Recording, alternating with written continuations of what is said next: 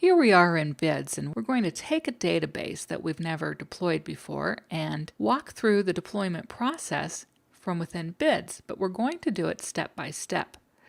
Earlier in this course, every time we deployed our database, we just simply used the deploy command, and a lot of things happened behind the scenes. But this time we're going to break down those steps separately. But before we do, let's take a moment to review the properties and change them as needed for this particular project. Here on the build page, we see the output path, and that output path will become a folder underneath our project folder on the file system.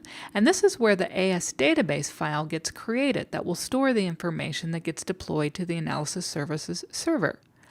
On the deployment page, we have several options. Because we want to break down our deployment into separate steps, we need to change our processing option from default to do not process. That way, we can decide when we want the processing to occur.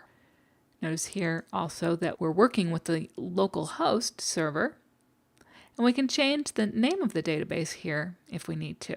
It defaults to the name of the project. Now we're ready to continue, but before we do, let's take a moment to look at the file system for this particular project. Here I am where we can see the project SSAS basic process, and we see the various files, the data source view, the dimensions, and the cube file. There is no bin folder currently. So now let's right-click on the project, and instead of using deploy, we're going to select build. Build takes all of these files that we've got here in this project and consolidates them as a single file with an AS database extension. Let's take a look. Returning back to our project folder, we see now we have some additional folders.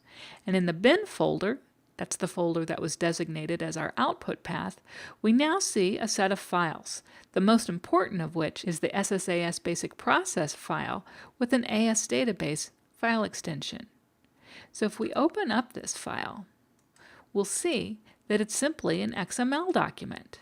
It's got our database name here, it's got the data source information, and we can see the first dimension in here. And if we were to scroll through, we would find the other dimensions, such as date, and we'd find the cube information and partition information and the MDX script and everything that represents the definition of our database. All of that has been consolidated into this single file in preparation for moving it to the server. But right now, nothing exists on the server. We need to take the next step for that to happen.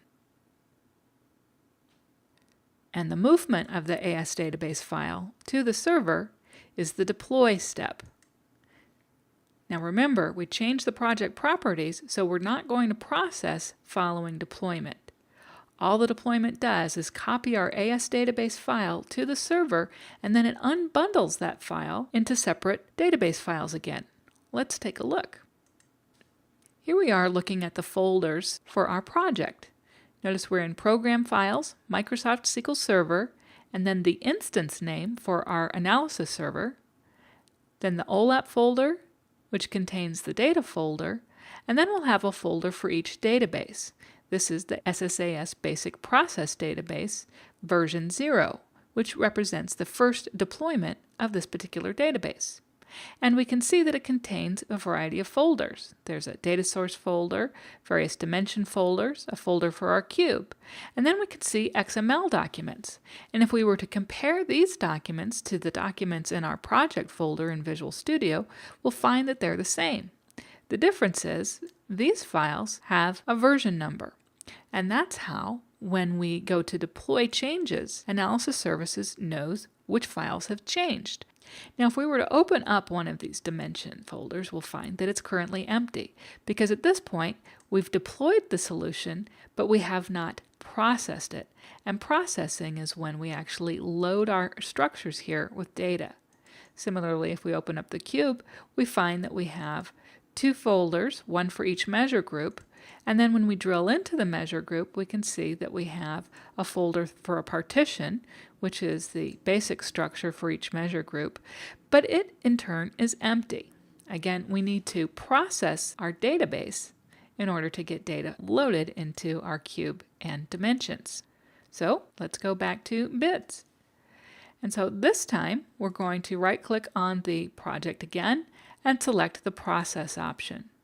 Now we're going to get into more detail about processing in just a short while, but for now we're going to use the process full option and just click the run button here. And then for each dimension, each attribute and user hierarchy will get processed independently.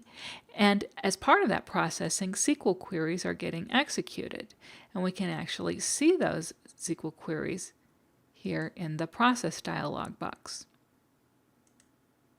And that's how Analysis Services gets the data that it loads into the folders that we have out in the data folder. Now let's go take another look at that folder.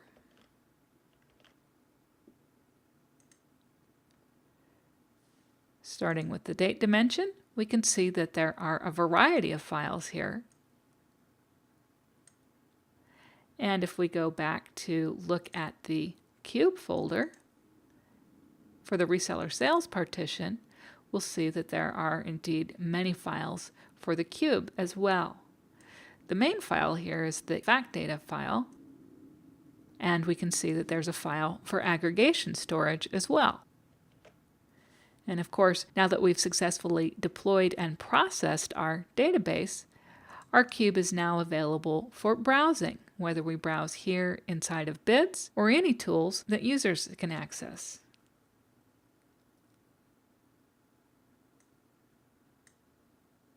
And there's our data being read directly from that data folder that we saw for our Analysis Services instance.